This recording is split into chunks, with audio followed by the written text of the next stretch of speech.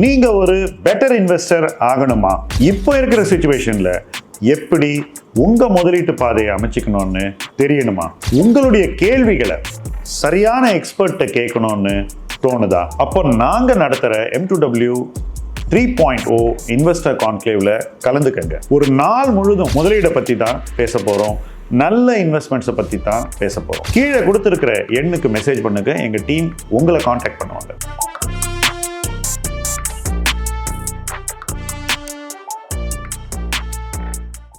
இந்த வாரம் learning சாட்டர்டேல 2 interesting webinar உங்களுக்காக காத்துட்டு இருக்கு. காலையில 11 மணிக்கு special women only webinar Kodeeswari workshop investment master class with Kodeeswari. அதே 11 மணிக்கு நமக்கு இன்னொரு இன்ட்ரெஸ்டிங் வெபினாரும் இருக்கு. Corporate India what Q1 FY26 tell us about the road ahead by Mr. Senthil and Mr. Gaurav. எதுக்காக வெயிட் பண்ணிட்டு இருக்கீங்க? இப்போவே வெபினாருக்கு ரெஜிஸ்டர் பண்ணுங்க.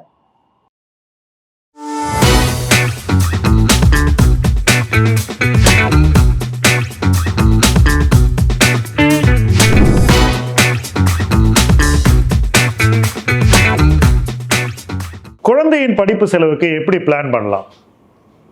இன்னைக்கு எல்லாருக்குமே ஒரு பயம் இருக்கு மைண்ட்ல.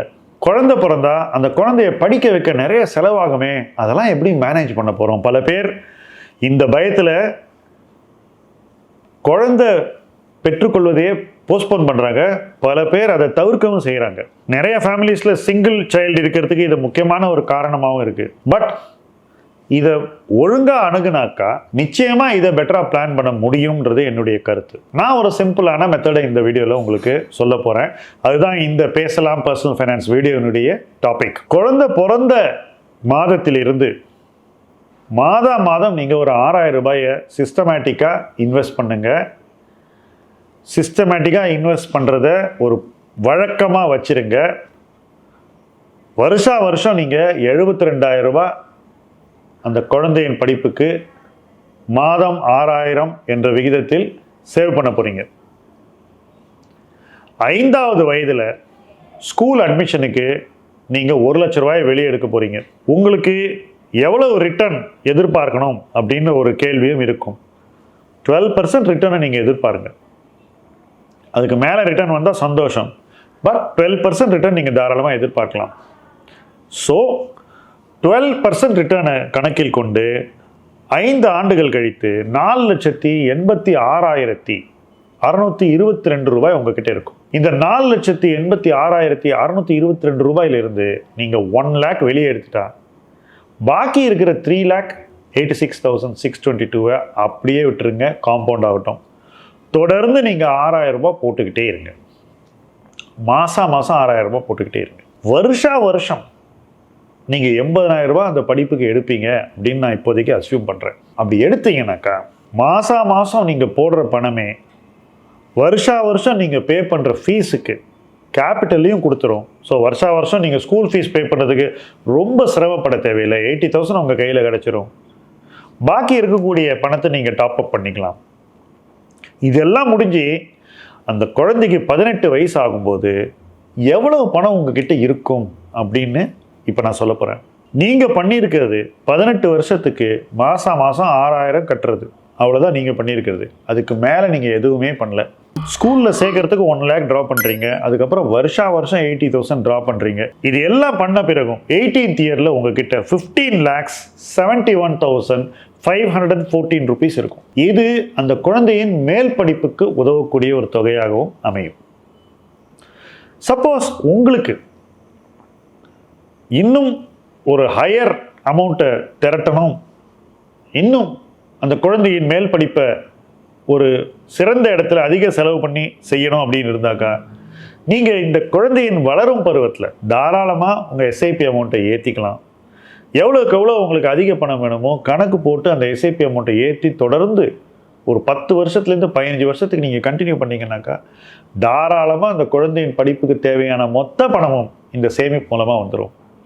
ஸோ நான் சொன்னது ஒரு சிம்பிளான ப்ரிஸ்கிரிப்ஷன்.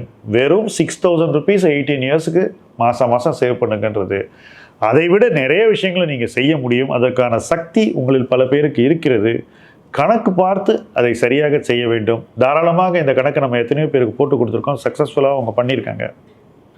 மெடிக்கலுக்கான ஃபீஸை கூட நம்ம இதன் மூலமாக திரட்டி இருக்கிறோம். ஸோ இது ஒரு பெரிய விஷயம் இல்லை. ஆனால் இதை ஒரு ஹேபிட்டாக பண்ணுறதுங்கிறது எத்தனை பேர் செய்கிறீங்க?